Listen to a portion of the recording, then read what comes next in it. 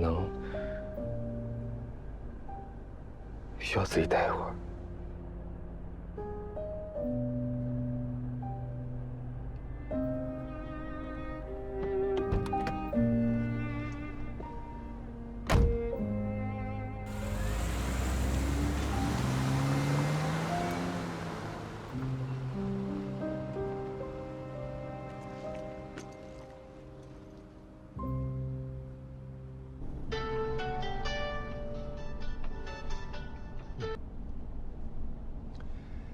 你下午匆匆忙忙跑走，是不是去问林雨森了？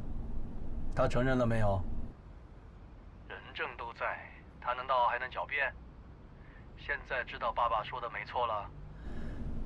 乖女儿，听爸爸的，立刻跟他断了。你从小被爸爸妈妈捧在手里，天真单纯，哪里知道外面的人心多险恶？外面人心的确险恶。 但险恶的不是林雨森。他又说什么把你唬住了？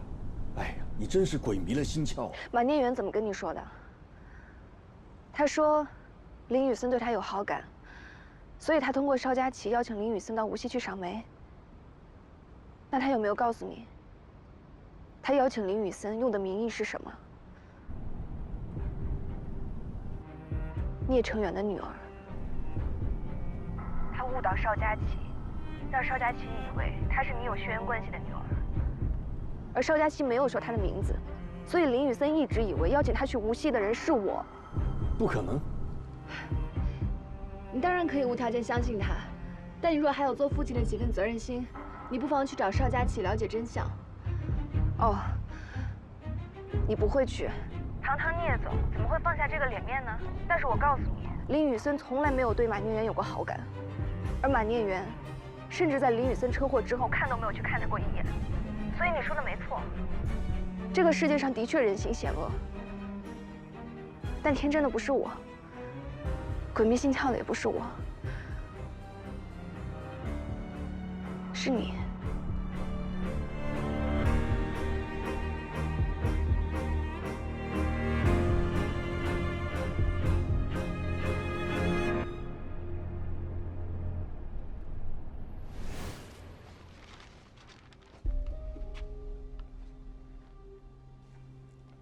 聂叔叔，你来了。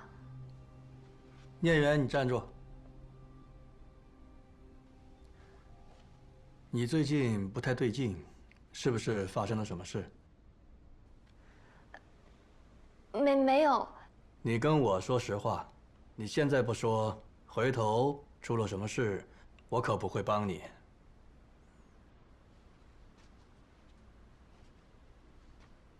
聂叔叔。 我好像闯祸了。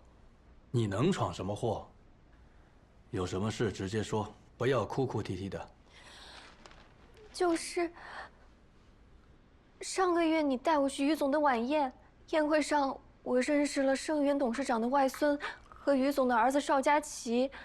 那个盛董的外孙姓林，具体什么名字我都不记得了。到后来回去，他跟邵佳琪说。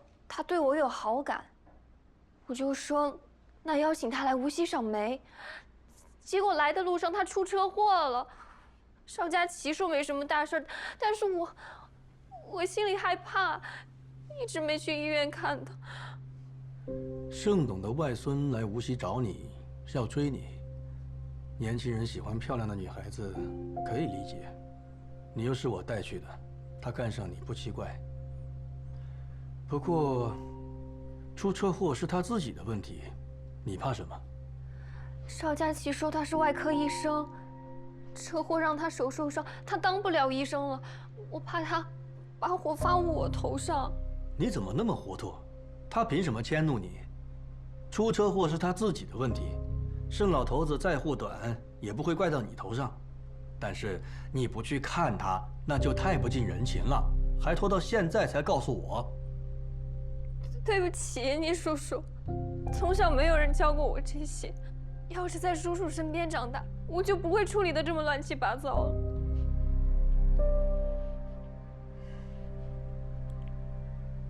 你也不用太慌张，他到底不姓盛，不过盛家也不至于一点动静也没有啊。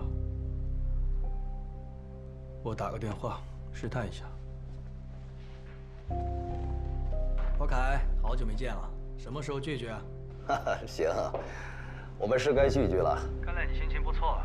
上次见面还听你说家里有点事，解决了？没什么事儿，我的外甥出去玩出了车祸，老爷子紧张得很。其实人好好的，只是当不了医生而已。你大姐的儿子？嗯。怎么这么不小心，还出了车祸了？年轻人不稳重，开车到处玩，不就出事儿了？行了，不说他了，我备好好酒等着你。那就这周末我去上海找你。盛家不知道你，多半是姓林那小子觉得没面子，瞒下来了。他好端端的也没什么事，既然如此，我们就当做这事没发生过。谢谢你，叔叔。叔叔，你太厉害了，什么都没问，就把事情说清楚了。下次有事早点跟我说。那这件事情要告诉妈妈吗？我还没跟她说。你就别跟他说了，他身体不好，别让他操心。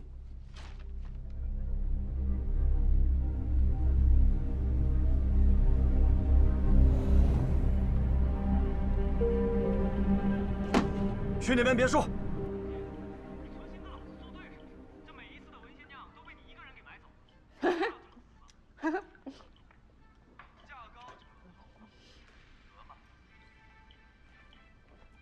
妈，你看这个是什么？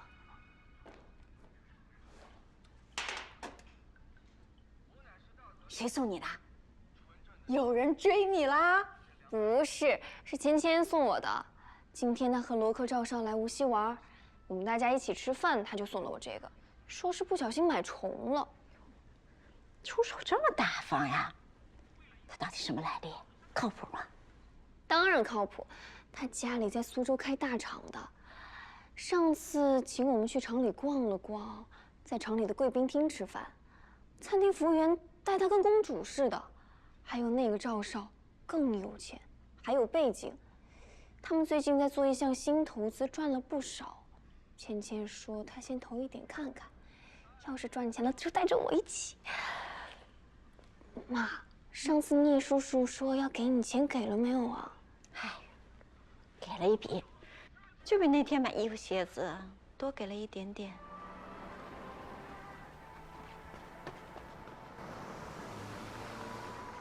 哦，他过来了，你先上去。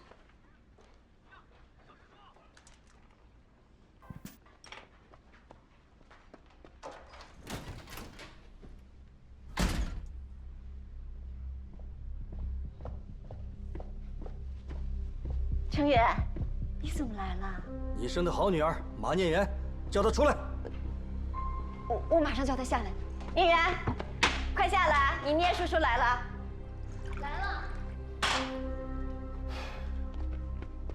你聂叔叔生气了。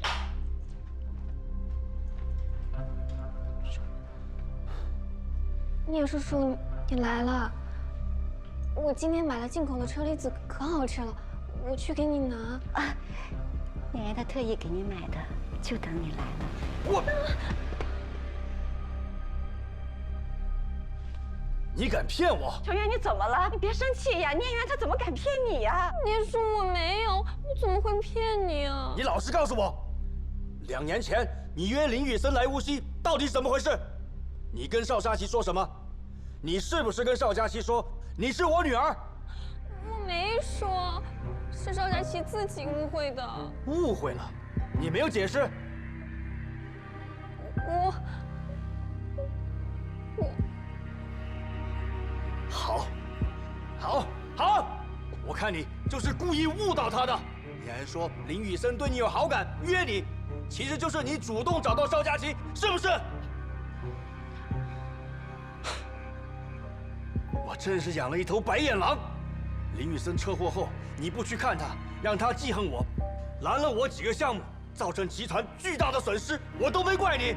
没想到你还冒充我亲生女儿，把锅甩在西光头上。你，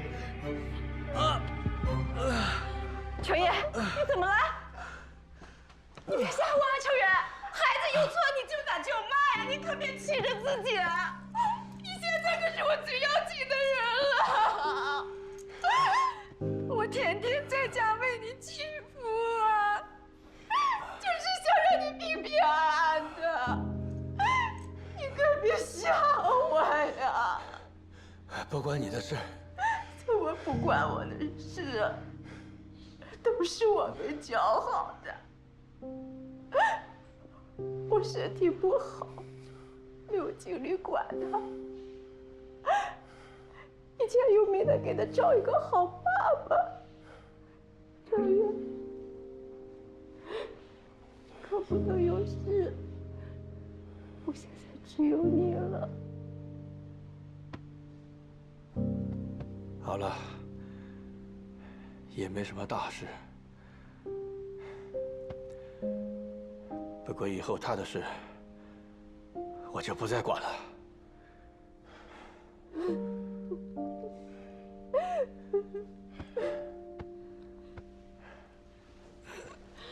你今天晚上不住在这儿了？不想见到他。那我就不留你了，我好好骂骂他。你回去好好睡个觉。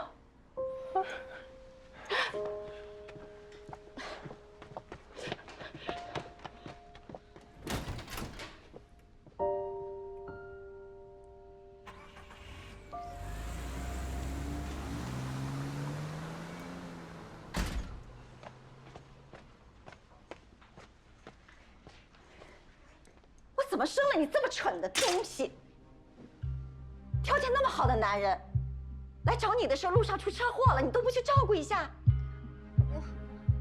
我说了一些话，让邵佳琪以为我是聂叔叔的女儿。他肯定是因为这个原因，才肯来无锡见我的。我本来想着先认识了再说，就算后面发现我不是聂叔叔的女儿，多个漂亮女生喜欢，人家也不会太生气。我还能通过他认识更多的人。谁知道他出车祸了？邵佳琪说他伤得不轻，连医生都没法做。所以你怕了，怕他发现你不是聂成远的女儿，怕他把火发到你头上，你也不敢跟聂成远说实话。结果呢，还不是东窗事发了？你能瞒2年，多亏了这个男人厚道，没来找你这个聂成远的女儿，也没去告诉盛家，不然你1天都瞒不了，你还能好好的坐在这儿。你妈都被扫地出门了，你呀，做都做了，逃能逃得掉吗？不如富贵险中求，男人受伤的时候就是最脆弱的时候，你去照顾他一下呀，诚心道个歉，反而可能有机会呀。毕竟，他只是做不了医生了。其他的又没有什么，有盛家那样的背景，什么做不了啊？车祸又不是你的错，大好的机会就被你这么错过了。你就知道说我，当初你不也选择了爸爸，放弃了聂叔叔？要是我真的是聂叔叔的女儿，我哪里用得着这么费尽心机？放屁！我说一蠢，你还跟我杠上了。那个时候聂成远什么都没有，我为什么要跟着他？你爸是城里户口，铁饭碗，单位分房，条件比聂成远好1万倍。村里的人谁不羡慕我嫁到城里啊？聂成远的家里穷得叮当响，我跟着他有苦日子吃。再说了，聂成远也是跟了江云才发达的。你妈虽然不是什么好人，但是自己几两重还是知道的。聂成远跟了我，未必发得了财。再重来一遍，我一样跟你爸。你是个没良心的东西！你爸打你生下来就把你当宝贝一样啊！你那讨人厌的爷爷奶奶重男轻女，你爸连你奶奶家都不回了，你一点都不记得了？他是不是白疼你了？我没有，我以为你心里只有聂叔叔，你还跟我取名叫聂远。我心里只有他，我当年会踹了他呀！取个名字身上又不掉块肉。当年生你的时候，他刚好攀上了江云，我心里不爽快，就给他天天堵。反正你爸从头到尾都不知道前面的事情。不过后来我也有一点后悔，你爸他真是个好人，可惜死得早。不然我也用不着来哄聂成远。不过真没想到，江云脾气这么大，竟然真的离了。这件事情上他也是蠢的。妈，我知道错了，你就别骂我了。现在怎么办啊？聂叔叔这次真的生气了。没事儿，看他走时候那样子，还能哄得回来。过2天，你给他发一个长点的道歉信息。男人靠不住，能哄多久就多久。知道了，妈。你这手表，虽然是你朋友送的，以后也别再让他看见了，更别提什么进口车厘子了，让他觉得我们是在享受。他给我们的钱都用来吃药看病，再就是为他身体健康，给他祈福啦，知道不？嗯。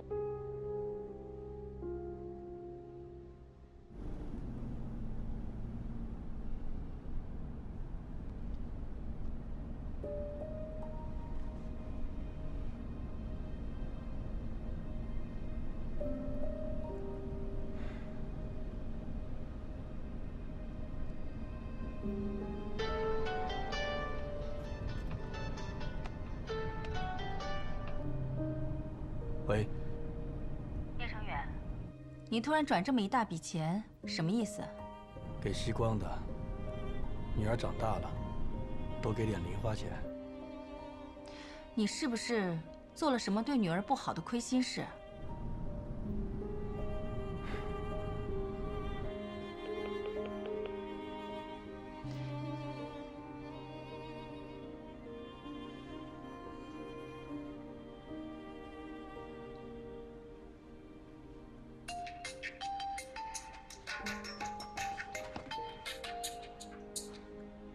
喂，妈。西光，你爸爸是不是做了什么对不起你的事啊？为什么这么问？他刚刚突然给我转了一大笔钱，说是给你的零花钱。这大半夜的，实在是可疑。他做什么了？如果要把来龙去脉说清楚，又要提到钱家母女，干嘛让妈妈平白生气呢？没什么，我也不知道他怎么了。可能是良心发现了吧？真的？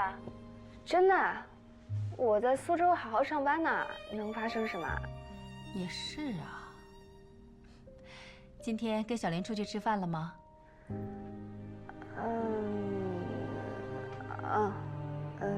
还有同事。那个，我不跟你说了，我要去洗澡了。好，早点睡啊，挂了。晚安。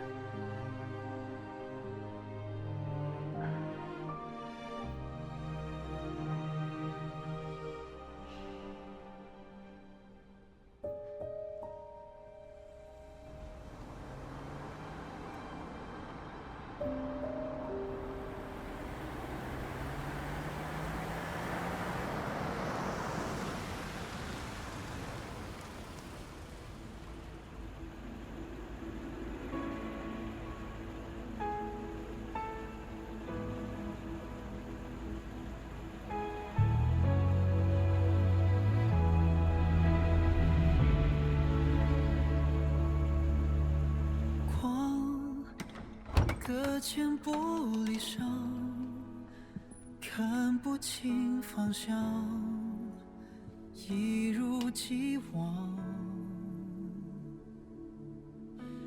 笔在心中融化，却听不到回答，如何放下？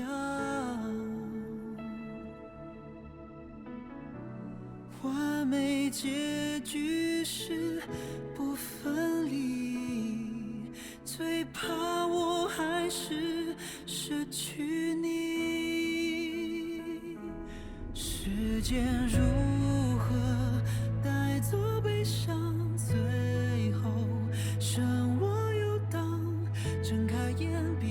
琛，你长大后想干什么？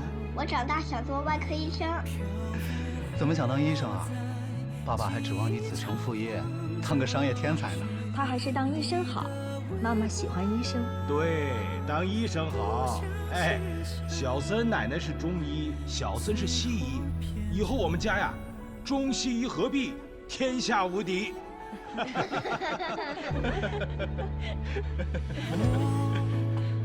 还在老地方许下了愿望，写在心上。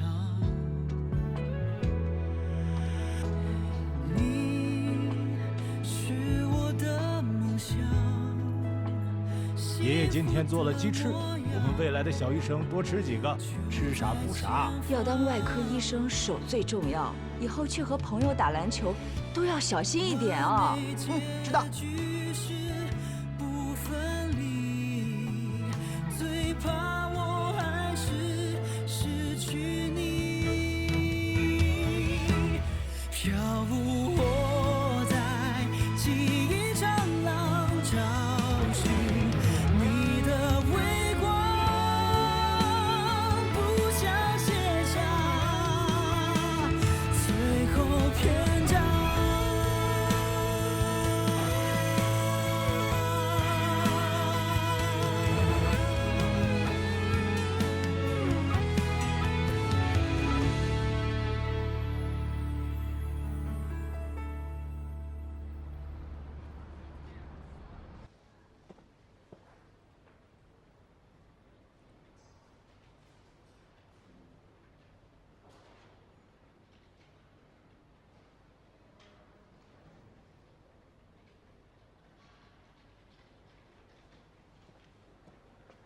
11点了，林总怎么还没来？难道因为放了我们鸽子，畏罪潜逃了？林总出差去了，大家最近有工作啊，都跟张总汇报啊。好的，好的，主任。知道了。怎么突然出差了？希光，你知道吗？我也今天才知道。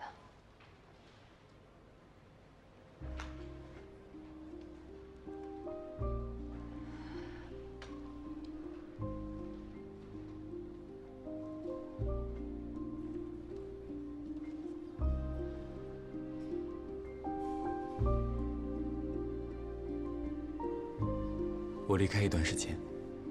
好。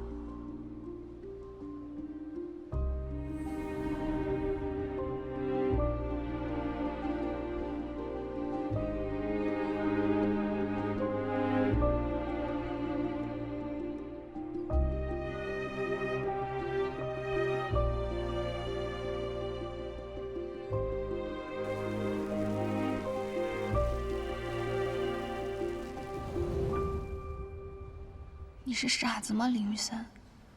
在以为我干了这么坏的事情的情况下，还会想和我在一起？你去哪里了呢？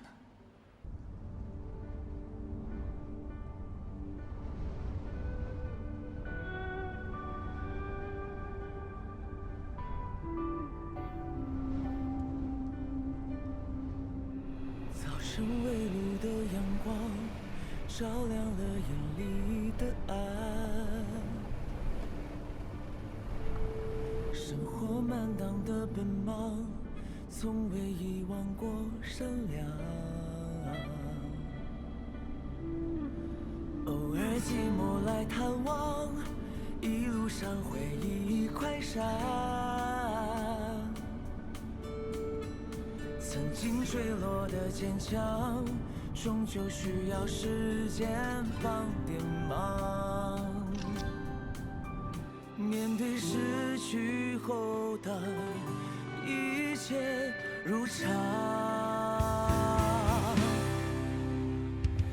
任何希望，任何绝望，任何迷惘，也是第都不断成就我的勇敢。主体是木结构建筑，依山而建，里面供奉着敦煌石窟最大的一个佛像。它出现的时候是在初唐，那时候只有4层。日子不过原来是这样，我依然选择我微笑的模样，就算失去后还能看起来一切如常。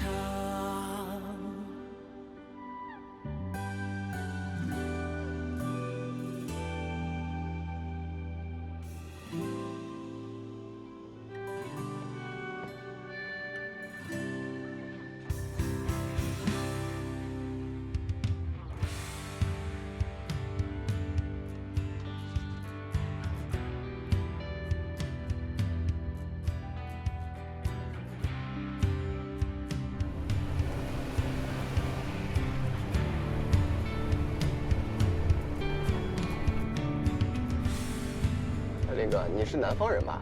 哪儿的？上海的。一看你这么白面书生，我就知道，我们这儿风吹日晒的，皮肤比你们粗糙多了，更有男人气概。我不是说你没有男子气概啊，你看着比我还高一截呢。不过别人来这旅游都是跟团，林哥你怎么租车自己玩啊？我和旅游团的目的地不一样。哦，咱们这站去哪儿？无为。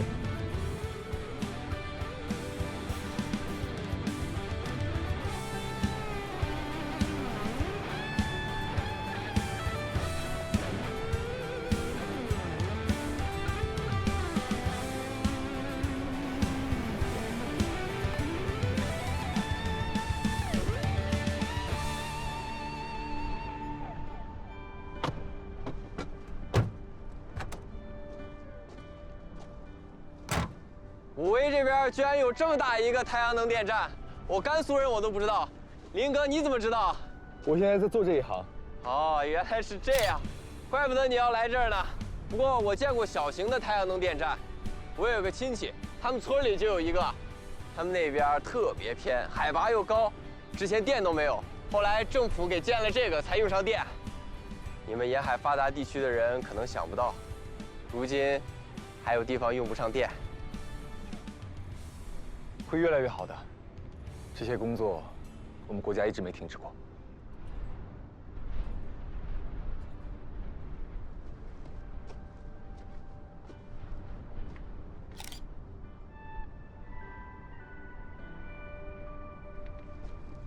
走吧，我们去别的地方。好。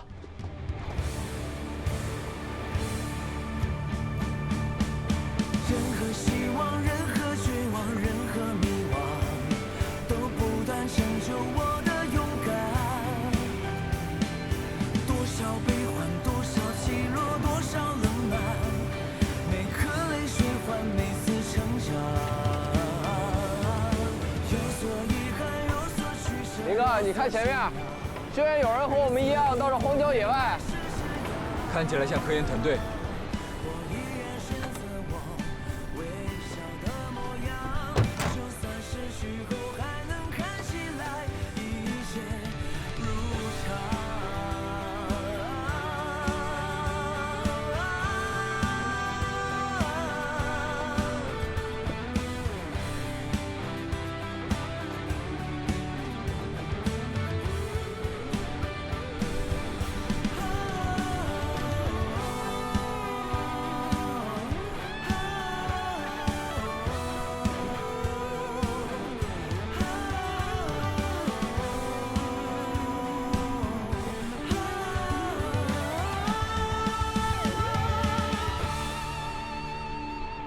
任何希望，任何绝望，任何迷惘，都不断成就我的勇敢。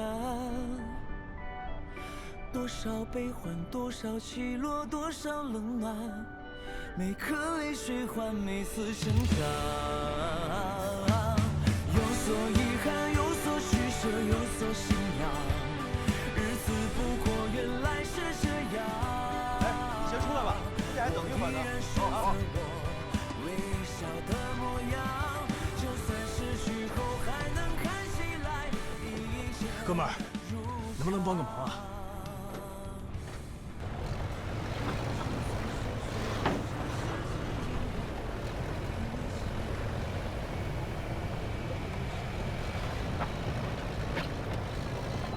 我叫曹明，还叫张宇，我们是甘肃清洁能源研究所的，在这里做光伏电站的前期勘探。今天幸好遇见林哥你了，要不然我们还得再跑一趟接人。这个时间荒山野岭的，不得把人冻死。不用客气，顺便的事儿。听口音，林哥你不是本地人？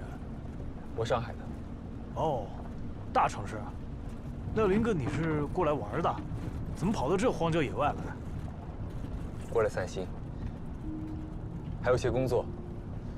我从敦煌一路过来，到武威主要想看看光伏电站。我现在的公司是做光伏电池和组件的。那四舍五入，我们是同行呀。林哥，你晚上是住在武威吧？对。那我们请你吃饭，这边我熟，请你吃最地道的羊肉串。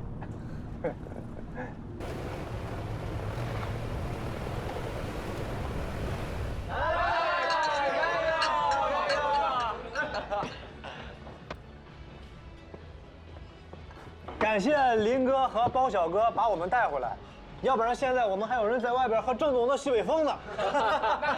主要谢谢林哥，我是他雇的。一样啊！谢谢，谢谢。兄弟们，林哥居然是做光伏的，眼下这个年景，林哥居然没被打垮，还跑到我们大西北来实地考察，咱们再敬一个呗！走一个，走一个。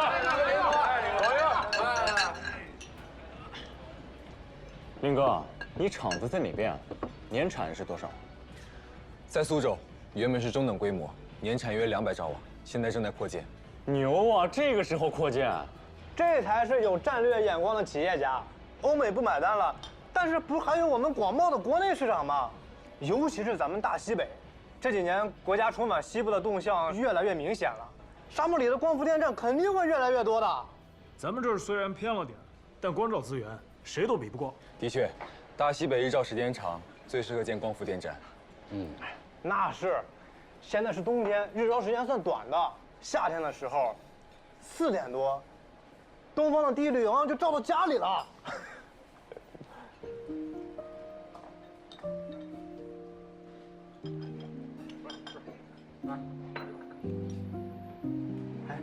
林哥，你既然都跑来勘察了，一定也想做这边的项目吧？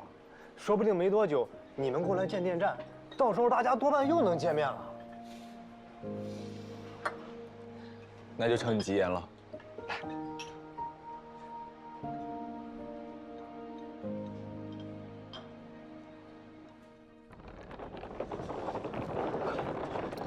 哎，我们就住这儿，物美价廉，老板热情。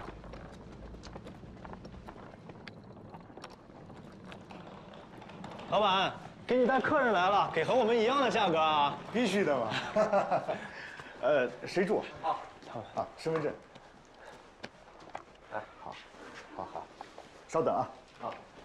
林哥，我们明天去把车取了就回兰州了，你呢？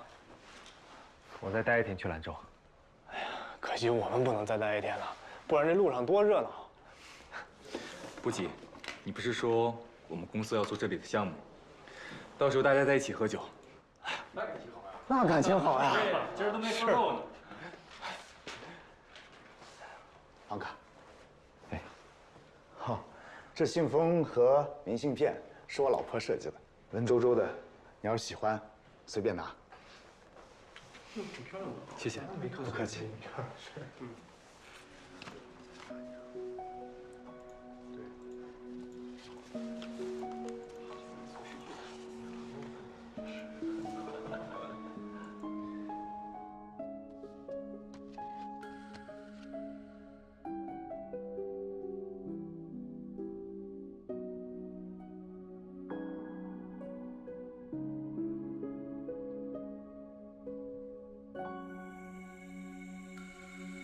是你让我变透明，我是模糊地，才轻易被忘记。如何能够走进你的心，在你身后徘徊犹豫？我相互错过的季节，分隔在两个截然不同的世界。这个世界剩下就让热恋不歇，在另一个世界，纯白的心常年下雪。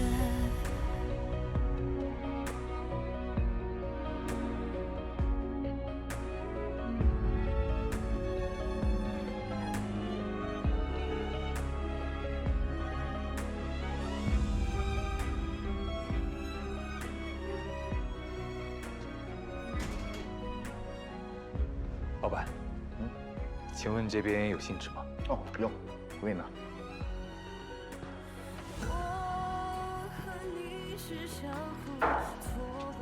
给，谢谢。不客气。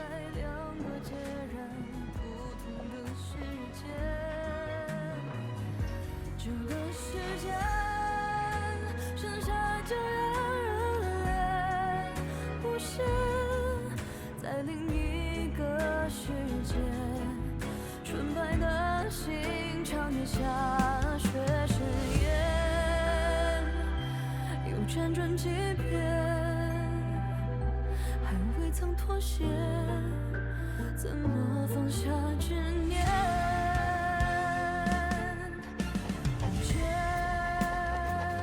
夕光，第一次见你是在无锡于女士的宴会上，那是一个我并不想参加的宴会，一切都那么无聊，远不如一个人在家研究手术方案。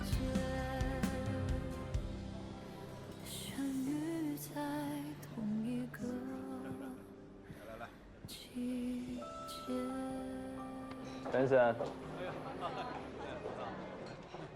周总啊，好久不见了啊！好久不见。你怎么一个人坐这儿？我找你半天了。你不要忙着接待宾客。我偷个懒。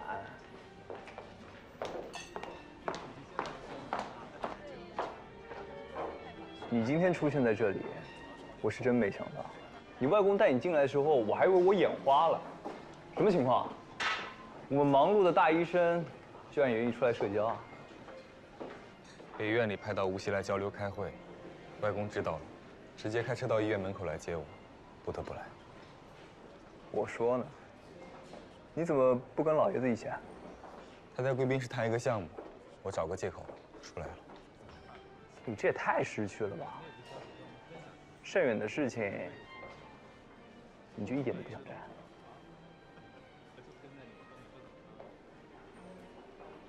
好了，我说你别这么闭塞了。来来来，我带你逛逛，打打招呼。这次来的宾客不只是无锡本地的，说不定以后你用得上。我一个医生认识商界的人做什么？我和他们唯一有可能的交集，就是在手术台上。可怕的一声笑话。邵先生，于总正在找您。好，我马上过去。快去吧，我一个人待在这里休息吧。好。哎，晚点走，晚上我们宵夜。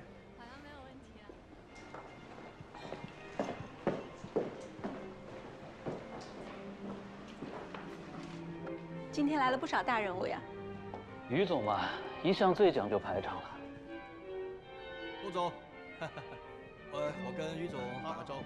于总，欢迎欢迎。生意兴隆，生意兴隆啊！聂晨远也来了，他旁边谁呀？他女儿我见过，这不是他女儿。他不是离婚了吗？这个难道是新夫人？你们男的就是龌龊。今天有幸再见到聂总，小弟真是非常高兴啊！咱们远程开发的商业地产是全国公认的高质量，聂总有用得着小弟的地方，尽管开口啊！这是我的名片，希望今后能为聂总效劳。效劳，我看就不必了。来了，这才是聂晨远的女儿，有好戏看了。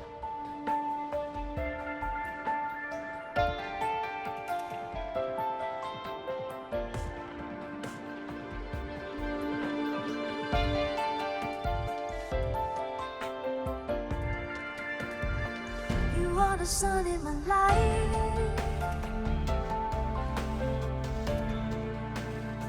You are 直 the 到 light of my love. 发现了你。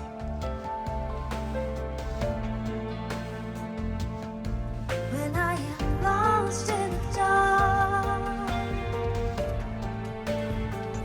every shadow fades away.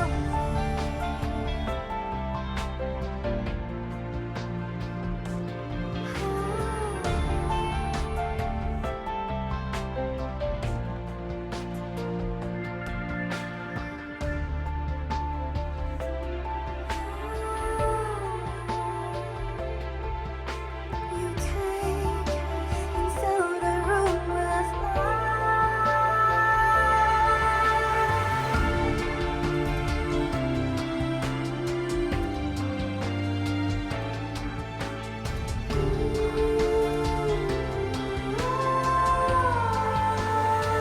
You are the sun in my life.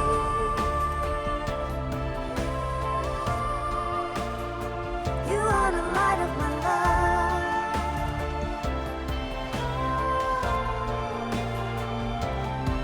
When I am lost in the dark, every shadow fades away.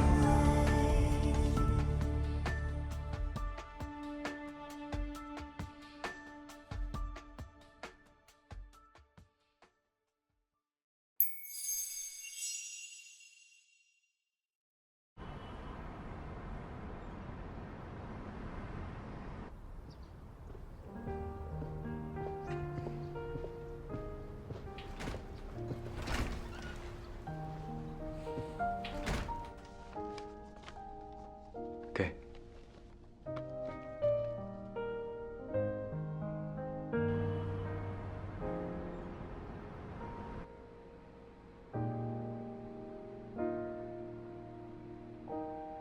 这结合得多漂亮啊！电子版就适合现代风格。的确，咱们一开始也没想到融合在一起能有这么惊艳的效果。这一稿大家都比较满意，昨天我也给张总看过了，他没有什么问题。那等林总回来看过之后，差不多就可以定下来。好，那也不枉我们这几天没日没夜的赶工了。大家辛苦了，那我们今天就到这儿吧，祝大家周末愉快。不辛苦，充满激情。不过小聂，你倒是辛苦了。现在各种技术和建造难点，你都了如指掌，下了不少功夫吧？被你发现了，的确偷偷学习了，但了如指掌还远远谈不上，后面要向大家请教的问题还多着呢。毕竟这才刚定下设计，在施工里肯定有很多问题。是这个道理，我也得学习。毕竟 BIPV 说到底还是个建筑。我们丁总说了，马上工厂竣工，咱们就全力盯这个。谢谢丁总。哎呀，大家都走光了。是啊，今天周末嘛。哎，对了，这周苏大举办了一个新能源学术讨论周，你们有兴趣听一听？很多行业大拿都会来。我们就算了吧。我肯定也没兴趣。具体什么时间啊？我今天得回家，但是我周日可以过来。我把信息发给你。行。哎，周日有陆双航教授的讲座，你知道他吧？知道，我看过他的书。嗯。花总，你也去吗？我就不去了吧。最近在光伏花园花了一些时间，周末我要蹲实验室补上。回头要是有什么资料，你带回来共享一下。好。咱们的光伏小花园是不是还没名字呀？就叫光伏花园吗？对啊，我们得起一个拉风的名字，但是一下就能记住那种。有名字的。叫什么？流光花园。流光飞舞的流光，挺浪漫。哦，不是留下的留。哎，好名字。留住光比流走光好。我们的目标就是尽可能多的留住光能，提高光电转化率。是好名字。西光，你取的吗？是林总取的。走吧。哎，叶西光，有你的快递。哦，你们先走吧。嗯，刚送来的。谢谢啊。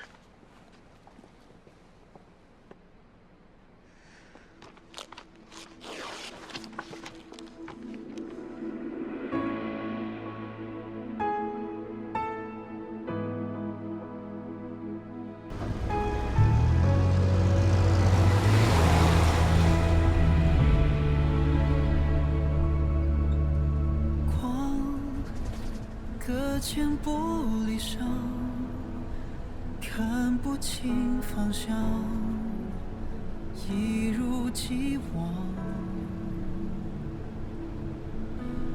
冰在心中融化，却听不到回答。当时他是在苏州无锡段高速出的事，送到苏州另一家医院。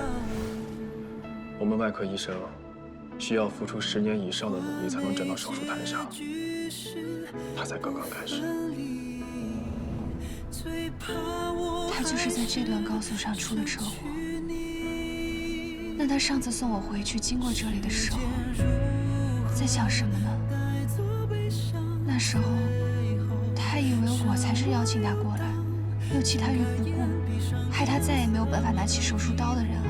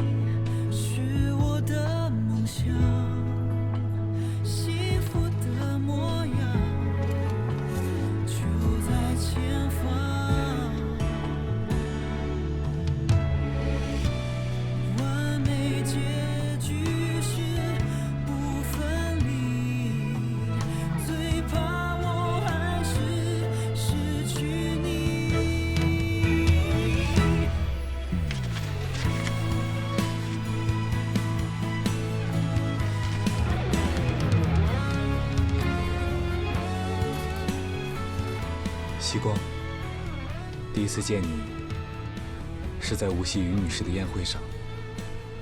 那是一个我并不想参加的宴会，一切都那么无聊，远不如一个人在家研究手术方案。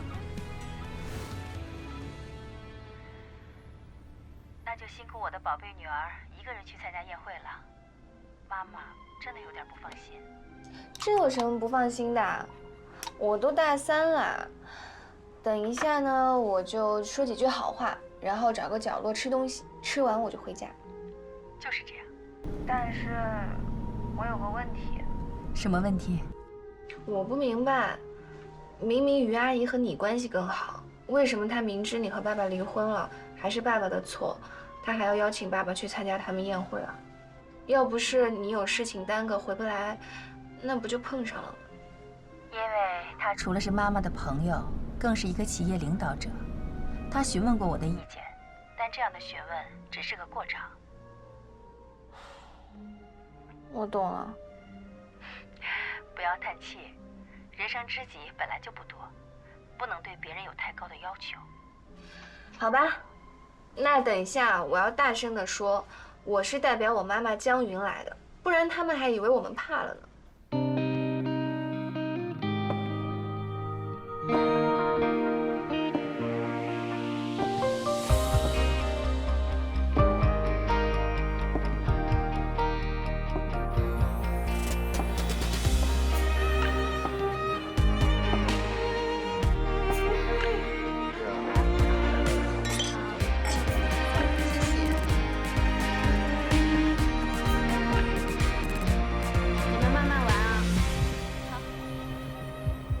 于阿姨，尚叔叔，好久不见。我妈妈有事耽搁，得明天才能回得来了，让我跟你们说声抱歉。今天我带她来祝贺叔叔阿姨，祝阿姨叔叔的生意蒸蒸日上，祝阿姨永远漂亮。还是西光会说话，都说到我心坎里了。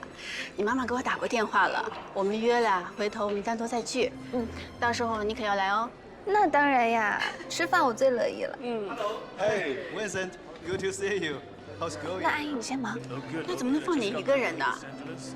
佳琪，这孩子一会功夫就不见了。你很久没见佳琪了吧？他从美国回来了，一会儿啊，让他跟着照顾你啊。没事的，阿姨，你先招待客人，我自己能照顾好自己的。好吧，玩得开心。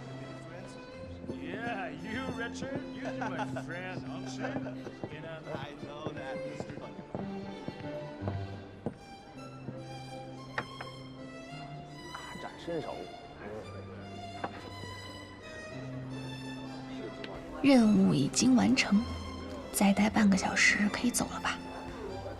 真无聊，还不如回去和姜润一起打游戏呢。于总的面子好大呀，盛总家的老总都带着盛然的后辈啊过来了。哦，企业20周年庆典肯定得大操大办，不过能请得来盛董，估计啊也是沾了无锡正在进行长三角企业家峰会的光。哎，盛总，我跟于总打个招呼，于总。远程的聂总呢？生意兴隆，生意兴隆啊！他旁边那位是谁呀？那个我刚好知道，之前在里湖饭店吃饭碰见过，是聂总好朋友的女儿。张总，你说话还挺含蓄，什么好朋友？就是那个，我们无锡商圈早就人尽皆知了。保不齐那个就是聂总的私生女，要不然能那么上心来到宴会上。好像今天江云没有来，所以才敢带她来的吧？什么敢不敢？难不成如今聂总还会看江云的脸色？江总在事业上做的也还算是可以，但是当人老婆完全不合格。女人最要紧的是什么？是温柔贤惠，把家顾好，做好后勤，让老公舒心，日子自然过得好。可她呢，非要逞强好胜。据说有时候在公司，聂总的面子都不给，完全分不清大小王。现在好了，鸡飞蛋打了，让别人占了现成的便宜。我听说呀，她刚一离婚就后悔了，想找聂总复合，不愿意。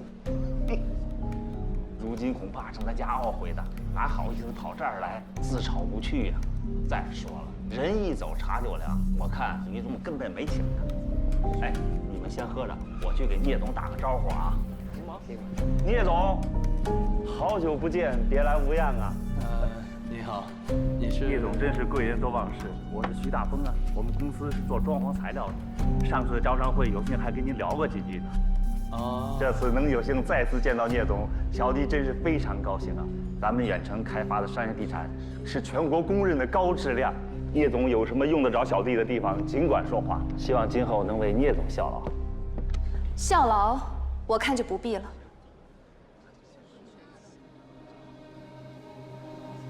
西光，你今天也来了，也不跟我说一声。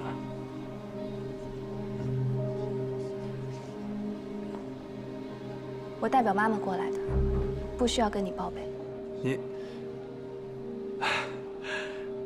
我这个女儿真是被宠坏了，让大家见笑了。无锡大丰装潢材料董事长徐大丰。听徐总和我父亲打招呼，才知道你们之前并不熟识。刚刚坐在那里，恰好听到徐总高谈阔论，还以为徐总是我父亲的旧相识。对我家和远程的事情了如指掌呢。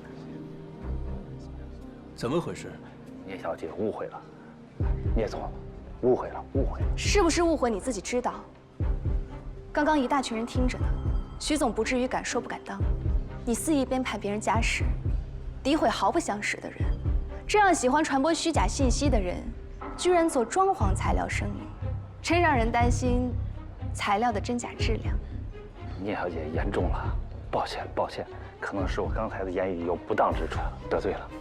聂总，这都是误会，我可以解释。你尽可以解释。但是我妈妈是远程的创始人之一，你侮辱创始人，这生意要是做成了，远程也不用在无锡混了。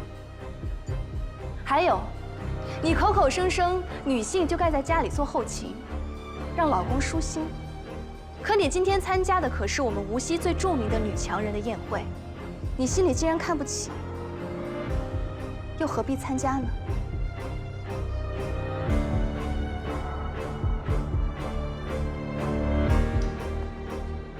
于阿姨，借地方处理点事情，给你添麻烦了。直到发现了你，那时候你正对人发怒，全场都被你吸引了目光。身边有人说你骄横，可是我却完全被你吸引了，只觉得你的样子那么的光彩夺目，生气勃勃。原来在那次宴会上就看见了，这么早啊？问啥？问你和你未来妻子什么时候认识的？你还是单身狗呢。2011年1月15日晚上7点28分52秒。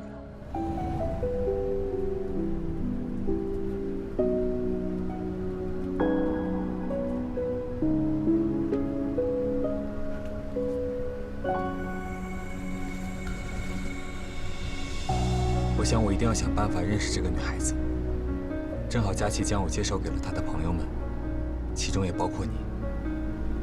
我现在已经万分肯定，你当时丝毫没有注意到我，以至于对我没有一丝印象。我试图不着痕迹地接近你，可你却很快在宴会上消失了。我想也许不用这么着急，我可以先做一个比较完善的方案。所以几天后，当我接到你赏梅的邀请时，我简直欣喜若狂。那天我做了一台极为成功的手术，第二天我就开车去了无锡。我绝没想到那是我最后一次上手术台操刀。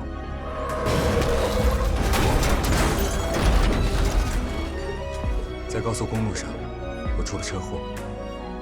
我没有生命危险，可是却再也不能成为一个顶尖的外科医生。原因除了手，还有眼睛。那段时间我蒙着纱布躺在病床上，心想，这就是我为了见那个女孩子付出的代价。我不会迁怒她，怨恨她，甚至我没有告诉任何人，我是为了去见她才出事。可是她为什么都不来看我一眼？不见光明中，你成了我的心魔，且从未解除。所以当从别人口中得知你在这个公司工作，我离开了盛源总部，到了苏州，没想到你却完全不认识我。是了，你怎么会认识我？邀请我去无锡的那个，根本不是你。可是西光，我从来都是为你而来。不见光明中，你成了我的心魔。可是西光，我从来都是为你而来。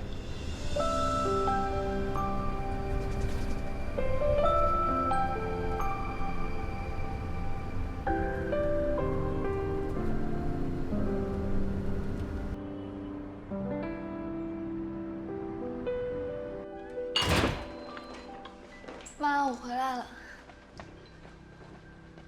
哎，你跑这么快做什么？晚饭吃了没？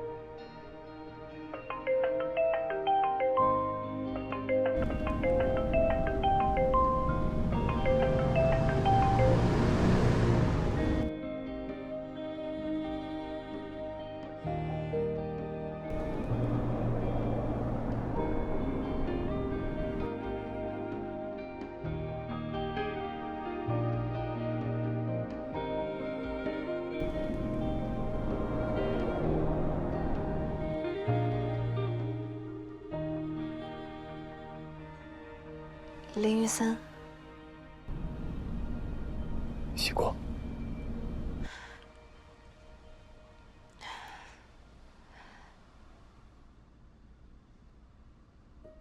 我收到你的信了。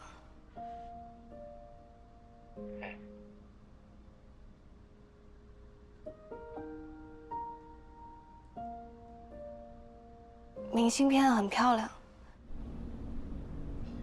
你喜欢就好。你好像去了很多地方，敦煌、七彩丹霞、凉州，大概什么时候才回苏州？我现在在北京，本打算今天飞回去，天气原因航班取消了。现在正在去火车站的路上，买了一夜直达的票，明天早上到苏州。你还去了北京？来拜访一位医学界的前辈。哦，这样。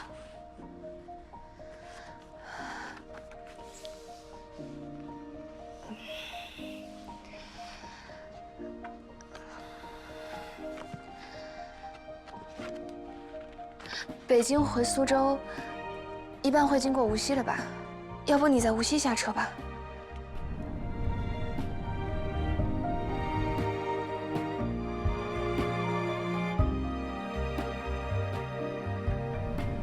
西光，你确定吗？你大概几点到无锡？我去接你。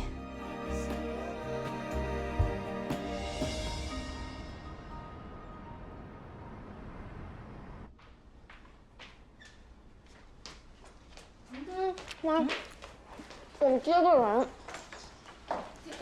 你去接谁啊？我回来再跟你讲。今天西光起得特别早，钻进厨房问我有什么吃的。我说给他下碗馄饨都等不及，吃了个包子，喝了几口豆浆就跑了。女儿长大了。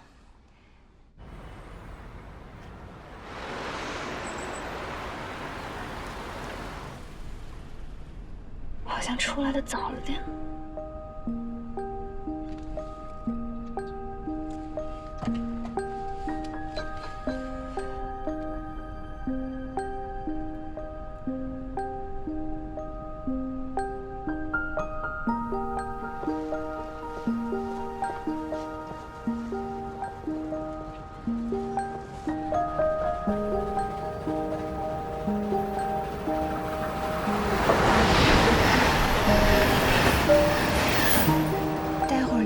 看见我在站台上等他，会不会很奇怪？跑到这里来接，果然还是太隆重了吧？要不现在跑回出站口？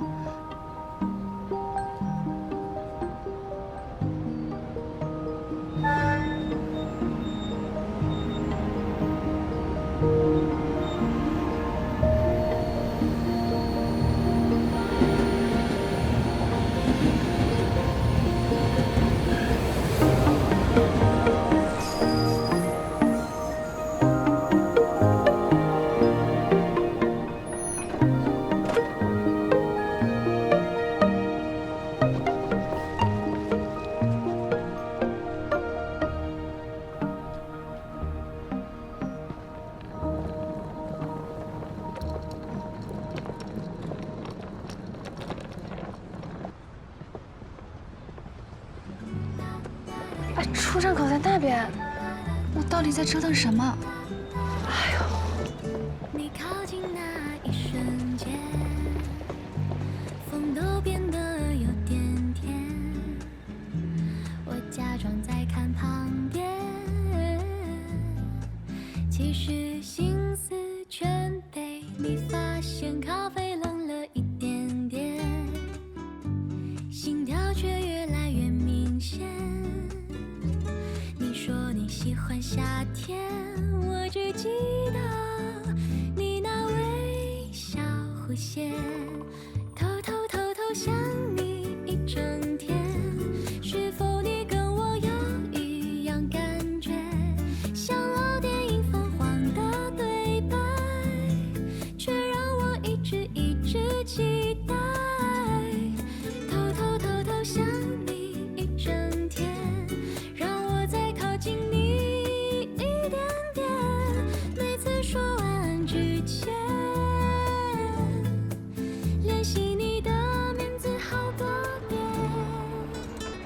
提光。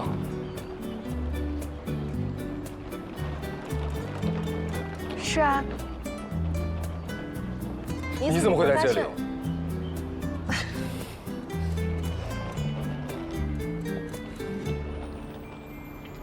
哎，你不知道，出站口太冷了，我穿大衣都要冻死，所以干脆就买了票，到候车厅，有暖气的。然后既然检票了，我就跟着下来，不然少检一张票，火车没法出发怎么办？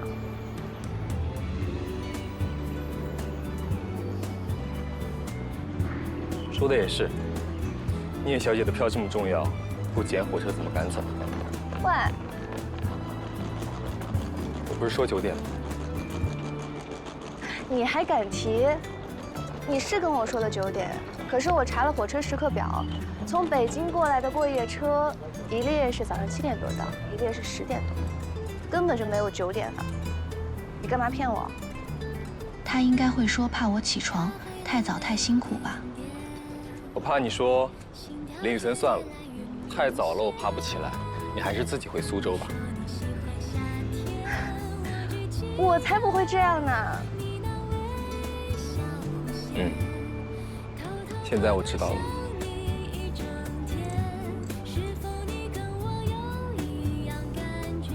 给你，帮你带了小笼包，现在大概已经是小冻包。冬天打包这个好像有点奇怪，路上正好看见，就下车买了。你就当我一时抽风。怎么会？我正好饿了，我们找个店热一下。好。无锡的小笼包很甜哦。是吗？那很合适现在吃。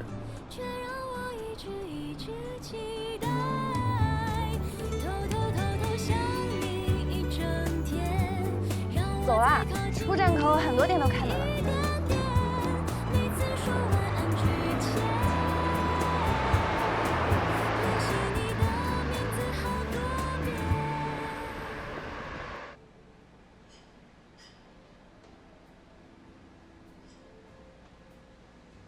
我们为什么要带着小笼包来西餐厅啊？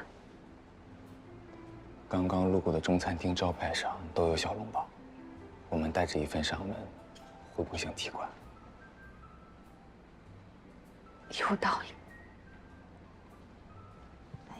你们点的果汁和吐司，哦，那个小笼包给你们配了份醋。啊，谢谢。谢谢。请慢用。谢谢。快尝尝。哇。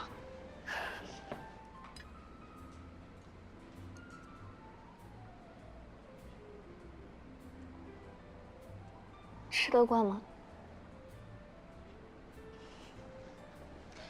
一会儿吃完，你想去哪里玩吗？无锡其实没啥好玩的，太湖现在也太冷了，要么去看看灵山梵宫，起码那个顶还是很漂亮的，或者去三国城、水浒城，不然源头渚什么的。我一直觉得你会带我去看梅花。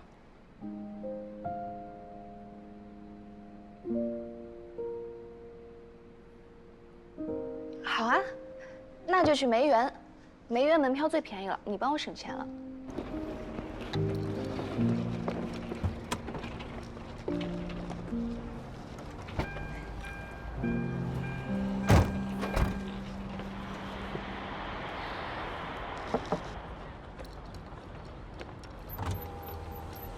我来开吧。不是不幸运的车技啊，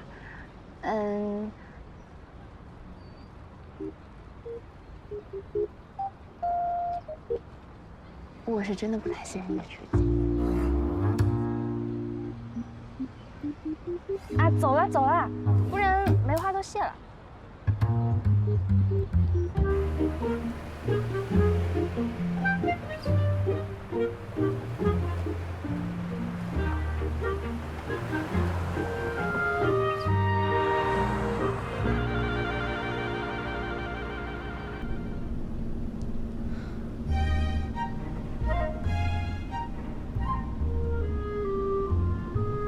怎么开到太湖边啊？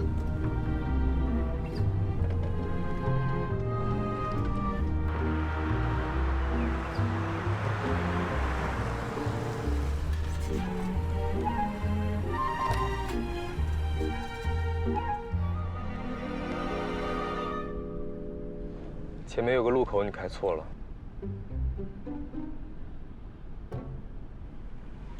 路牌提示你走左边的道，你开中间了。你怎么不早说？哦，我以为被鄙视的人是没资格指路的，而且我合理推测，你作为本地人，也许在走什么神秘捷径。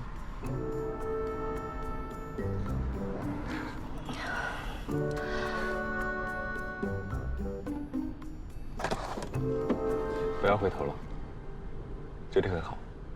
什么？你看那边。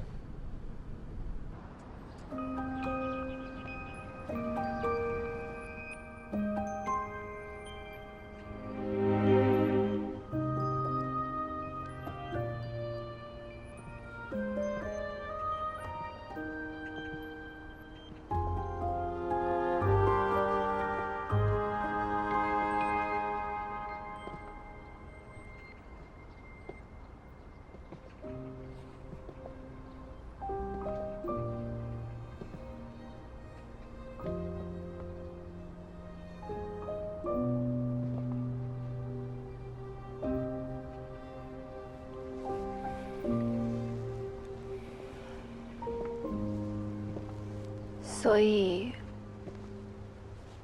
你一直以为2年前邀请你去看梅花的人是我。一开始在公司，你才会那样对我。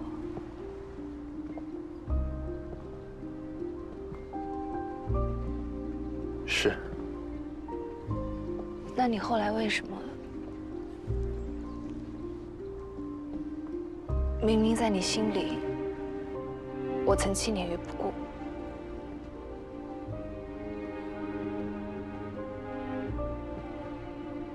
身不由己。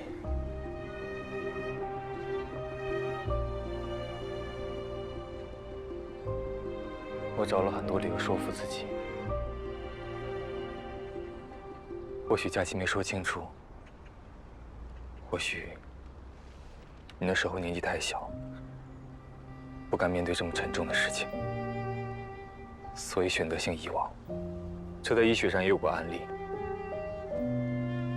又或者，你并不知道我的中文名字。当时佳琪介绍的是 Vincent， 又恰好忘记了我的样子，所以没能把我和2年前那人联系起来。我找了很多个原因，每个原因都有那么多漏洞。可是每个我都说服自己相信，否则我怎么才能放任自己再度追求你？一点都不感动。你问都不问我，就把黑锅扣在我头上。我是那样的人吗？你不是。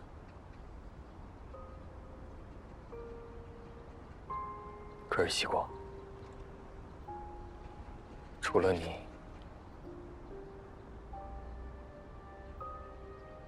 我没想过会是除你之外的任何人。自始至终，我没想过会不是你。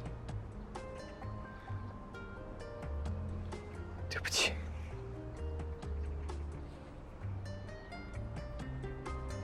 如果不是我爸爸无意拆穿了这件事，你是不是打算一辈子都不让我知道？其实离开长白山的时候，我已经打算找邵佳琪问得更清楚一些，但是我当时也只是想，邵佳琪是不是在我和你之间有些话没说清楚？没想到还没来得及问，你爸爸就来了。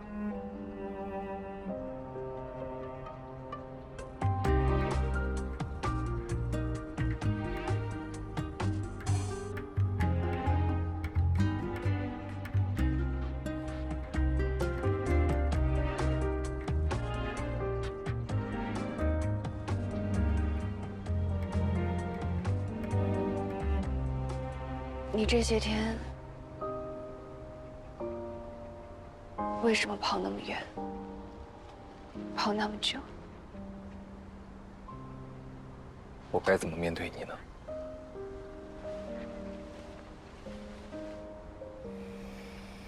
我一直以为，我是因为你才不能再拿起手术刀的。我终于说服自己心甘情愿，可是最后却发现，居然是因为一个不相干的人，一个谎言。我甚至不知道该怎么对自己交代。我的人生简直变成了一个笑话。希光，你什么时候认识他的？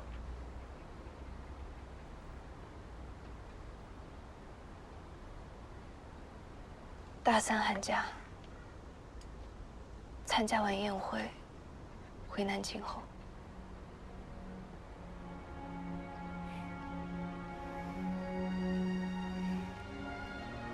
原来比我晚。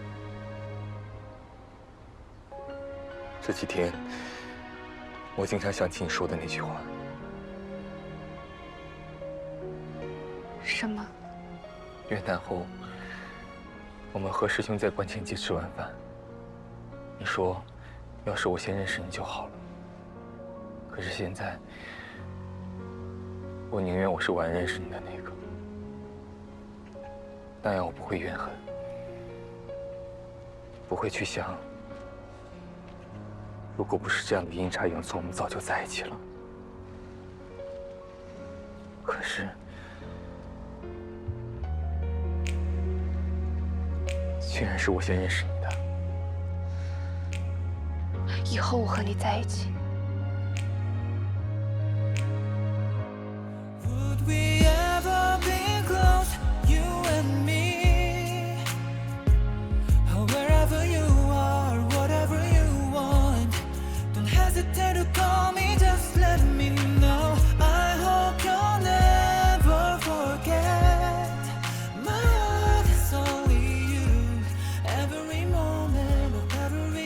希光，我希望我们在一起，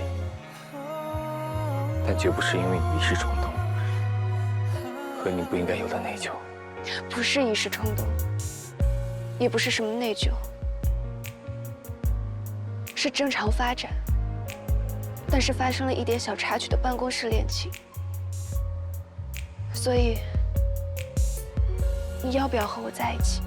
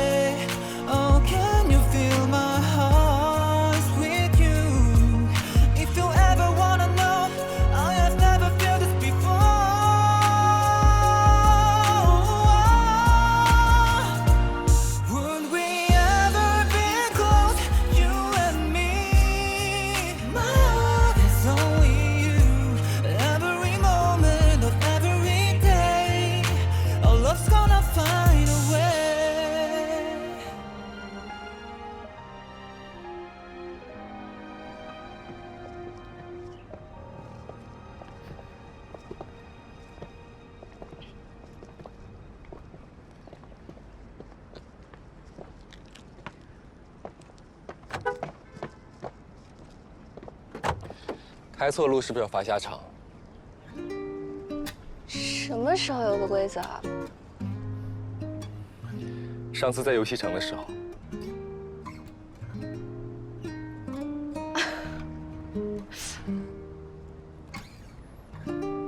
好吧，那待会儿我也给你下车。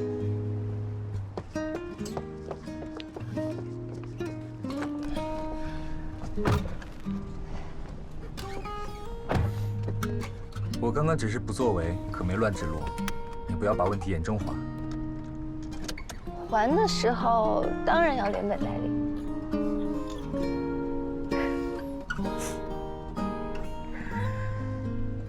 那我们接下来去哪里啊？还要去梅园吗？不用了，以后没有哪里的梅花会胜过这里了。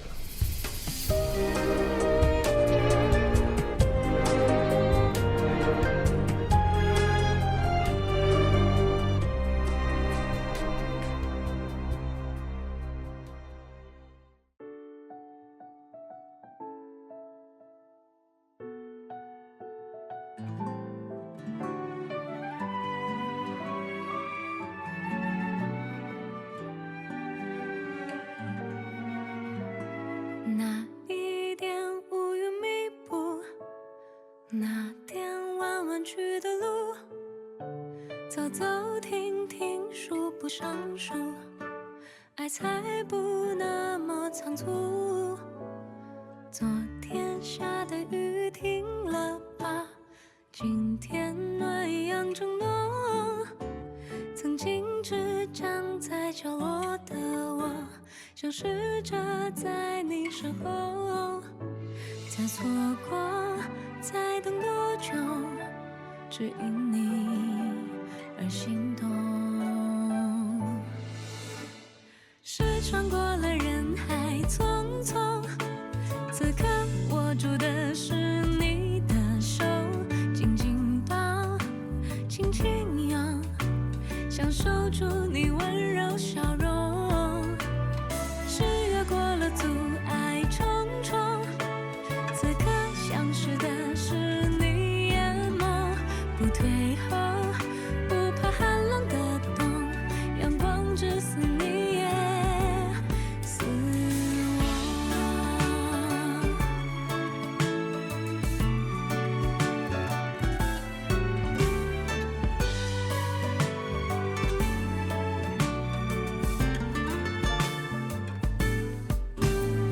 梦远了，梦醒了，梦碎了，不过就是场梦而已。